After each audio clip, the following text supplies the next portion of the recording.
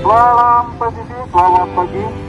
Kami dari Sangatta Polres Bengkulu Utara mengimbau kepada seluruh masyarakat Kabupaten Bengkulu Utara agar selalu mentaati peraturan berlalu lintas. Bagi kendaraan roda 2 wajib menggunakan helm standar nasional Indonesia dan membawa surat pengaman seperti bus dan seterusnya.